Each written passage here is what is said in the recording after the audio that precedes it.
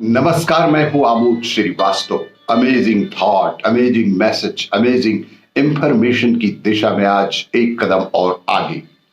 आज के इस चिंतन का विषय है जूता पुराण।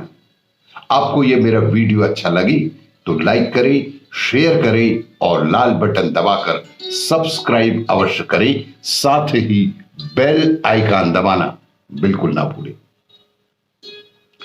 आज के इस चिंतन का विषय है जूता पुराण। स्कूल की छुट्टियां हुई तो गुड्डू अपने नानी के घर चला गया।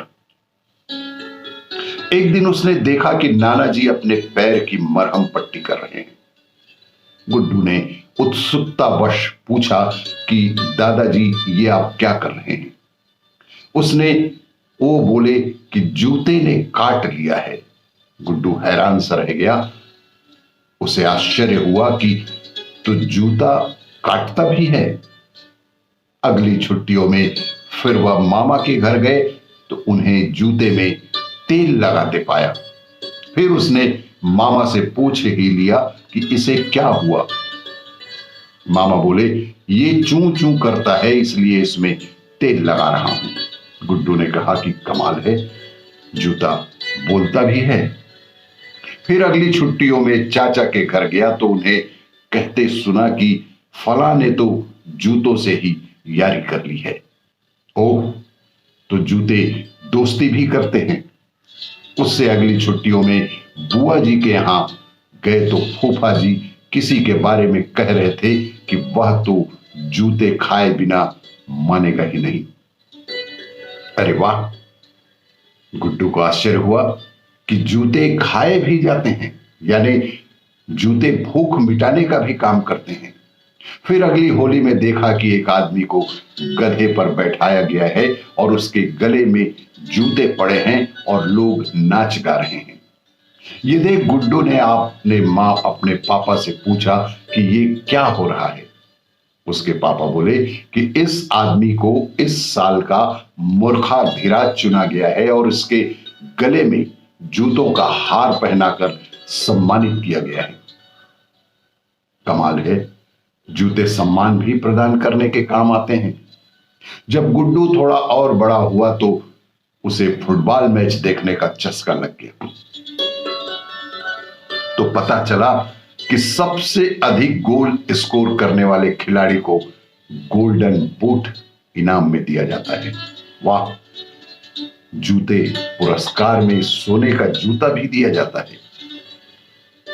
फिर कुछ समय बाद जब वो थोड़ा और बड़ा हुआ तो पता चला कि वेस्टर्न टेलीविजन और मूवी इंडस्ट्री में सर्वश्रेष्ठ अभिनेता को गोल्डन बूट अवार्ड दिया जाता है। उसे बेहद आश्चर्य हुआ कि सम्मान अभिनेता का हो रहा है कि जूते का यह समझ से परे है। फिर एक दिन उसने देखा कि एक आदमी कहीं सड़क पर बेहोश पड़ा हुआ है। शायद उसे मिर्गी का दौरा आया था। उसके चारों तरफ भीड़ लगी थी। तभी भीड़ में से एक बुजुर्ग ने फरमाया कि इसे जूता सूंघाओ, यह अभी तुरंत ही ठीक हो जाएगा। अरे वाह, जूता तो औषधि का भी काम करता है। फिर एक दिन वो एक शादी में गया तो उसने वहां देखा कि वर और वधू पक्ष में कुछ सौदेबाजी हो रही है। उसने अपनी मां से पूछा कि यह क्या हो रहा है।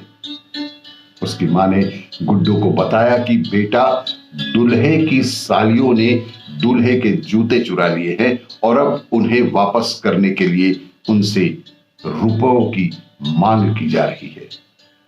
गुड्डू हैरान हो गया। वो जूते का अपहरण भी हो जाता है। जूता काटता है, जूता बोलता है, जूता दोस्ती यारी करता है, जूता खाया जाता है, जूता सम्मान प्रदान करता है, जूता एक औषधि भी है और तो और जूते के अपहरण का भरा पूरा एक व्यवसाय भी है। फिर एक दिन उसने टीवी सीरियल में देखा कि श्री रामचंद्र जी के वन गमन पर भरत जी ने उनके जूते अर्थात खड़ाऊ को राजगद्दी पर विराजमान करके 14 वर्षों तक अयोध्या का राजकाज चलाया। इसका तात्पर्य कि जूता महाराज भी बन सकता है, राजगद्दी पर भी बैठ सकता है। अंत में गुड्डू ने यही निष्कर्ष निकाला कि हो ना हो, जूते में ही सारा जीवन संकलित है। इति वदति जूता पुराण संपूर्णम। आपको ये मेरा वीडियो अच्छा लगे तो लाइक करें, शेयर करें और सब्सक्राइब अवश्य करें। धन्यवाद।